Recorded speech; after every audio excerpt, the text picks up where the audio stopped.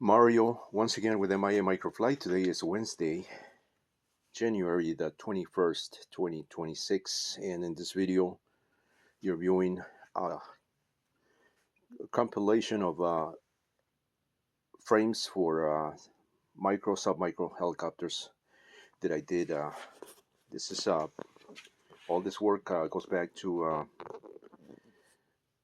prior to releasing my 1999 Robin 280 helicopter.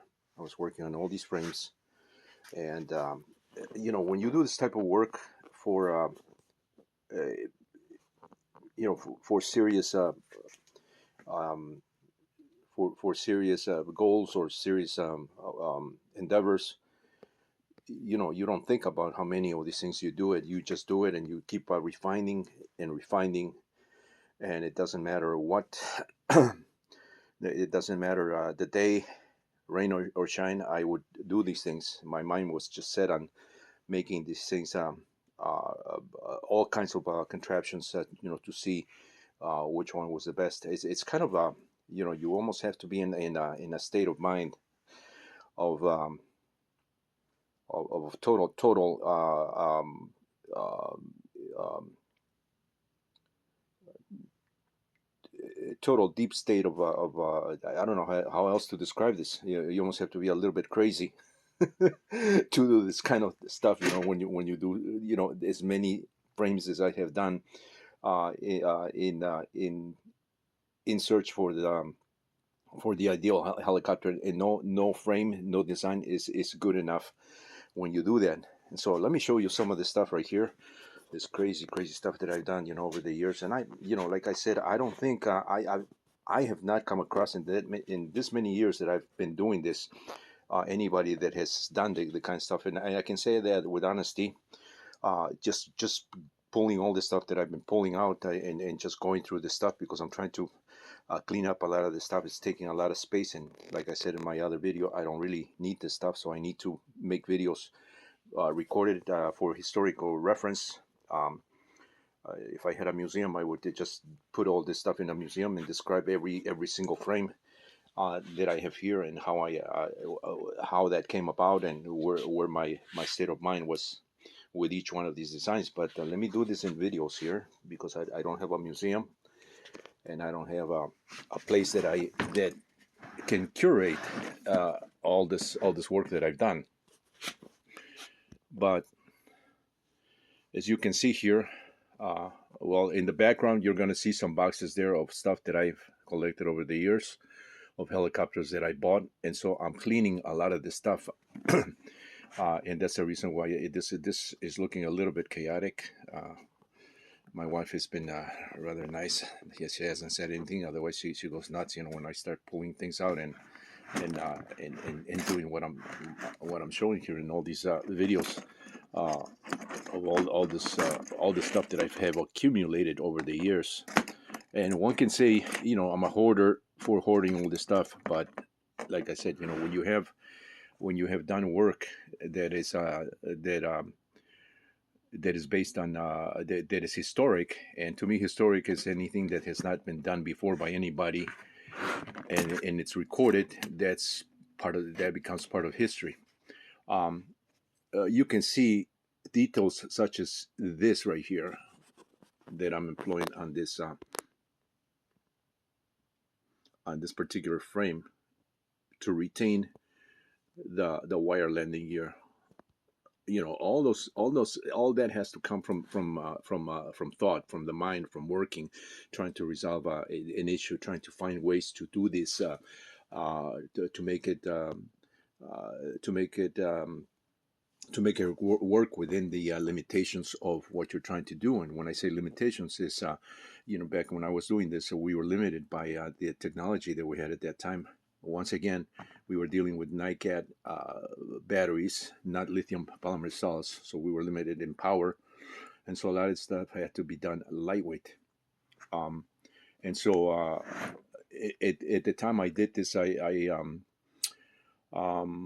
was not working just yet with fiberglass or carbon, but I was already in that process of moving forward towards those materials to even make it even lighter. And I'll show you some of those frames in some later videos, but I'm taking this in steps. This is going to be video number 2 on these particular designs that I've done over the years. So in all this is part of also an evolution of things. Like I said, my mind was every day I would work on something very similar to the way I show my videos on YouTube. Every day I work on something. My mind has never stopped. I'm not an individual that sits, eats chips in front of a TV. That does not. I'm just not cut out that way. There are people that can do that. I enjoy a good movie, old-fashioned movie. That doesn't mean that I'm, conservative, diehard conservative. I like to be conservative in certain ways, but you have to be. You have to look into the future. You have to be open-minded, to the world, to people, to customs, to ethnicities. For those of you that believe that you can survive in a world with only one kind, one color, one thing, you're totally wrong. You're not. You have not read books. You have not seen what history has shown you, has shown us, has shown the world. And I would encourage you to read. Read some books. Become familiar with history. What has happened in history before repeats itself, and sometimes in a bad way, sometimes in a good way. But the good thing is that good always prevail. I'm going to deviate a little bit here since I'm talking about these things, and I tend to get into these comparisons, these analogies when I talk about these things, the evolution of things, the spirit of mankind, history. That my take, being at this stage that I'm at right now, I'm not a young pup, and I've done a lot of stuff. I have seen a lot of stuff, good and bad. I have met a lot of people, but I can say that 2/3 of the population are good spirited people, and 1/3 are really really scumbags. And with that balance in this world, you have to be of the opinion that it is the 2/3 the reason why always good always prevails in a world where it seems to be chaotic and out of place, and always good always prevails, and good will prevail during these times that we're going through, not only in our nation but also in the world. I have that certainty. Perhaps I won't see that in my lifetime, and that's another reason why I'm recording these videos here. This is more for posterity, for the future, for the future generations. My next of kin, my grandkids. Uh, I would want them to know where their grandfather came from, what he did, and what his views and what his character was. And so that's the reason why I'm also doing these videos, because at some point maybe they might stumble on some of these videos. I have grandkids, but they're too little to even understand, the things just yet. But anyway, I that is important to cover, because not everything is fun in games. This may seem as fun in games to some people, but it's a work that have taken very seriously, in doing the stuff that I do, and that's one of the reasons why MIA Microflight has it's still up to this day, surviving on in a very competitive world, such as what the RC world is. There's so many companies making products, but those products, when you work for a company, and I have worked for several large companies, very interesting companies, been fortunate also to have worked with some, to have gotten a good view of the world that way. When you work for large corporations, there are some key factors that you have to meet. But you have to be Uh, uh, uh, you have to produce. The profits have to be there, because if the profits are not there, then the company does not make any money. I mean, that's common sense. It's natural, from any corporation, large company. But at the same time, in my opinion, it stifles some of the true creativity that would come out otherwise from a person. That's one of the reasons why I left a career in engineering, is because I felt that my true nature was stifled. I had a desk job, and while I was doing some design work in that capacity, I really wanted to. I felt chained. I felt like I was my true my true uh, my true skills were not fully utilized to its extent. I tried going into a design career, doing CAD design.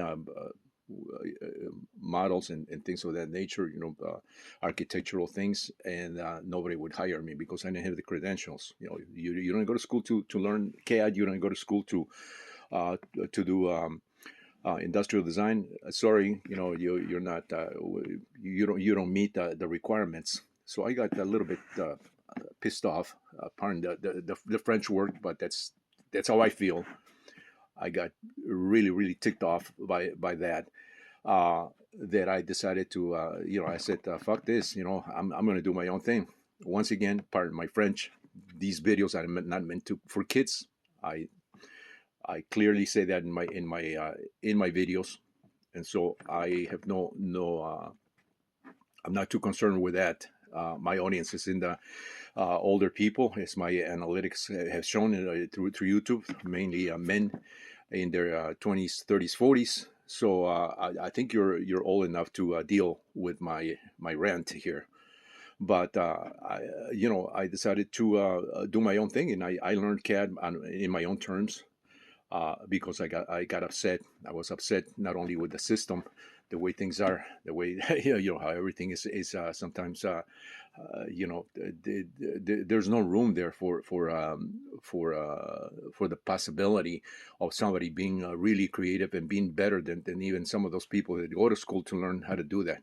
And that's how all the work that I've done, throughout the years, all the stuff that I've shown in my channel is based on skills that I have acquired by diving right in both feet, as they say, both feet in the water, and learning. I learned how to injection mold. I learned how to do CAD. I learned how to injection mold it, and I learned. I never went to school for aerodynamics. But that is all those things can be learned by doing models and modeling, especially in the radio controlled realm, allows you that, and that's why I'm pro this type of hobby. For young generations, is that it teaches you a number one, you're going to learn how these things work, how an airplane works, how a helicopter works, how anything that flies works, which is great, because that in itself, it's through hands-on training, it gives you a lot of information. And so once again, all the stuff that I have done here, coming back to these particular designs, is you don't get the experience and expertise in materials and methods, in fabricating methods and methods of approaching things, without having done all the stuff that you see here. And this is a minute portion of the stuff that I'm showing here in my videos. For example, I had to start with one frame, and as I explained some other videos, I started with rubber powered helicopters because that's the simplest way, cheapest way. I didn't have tools at that time.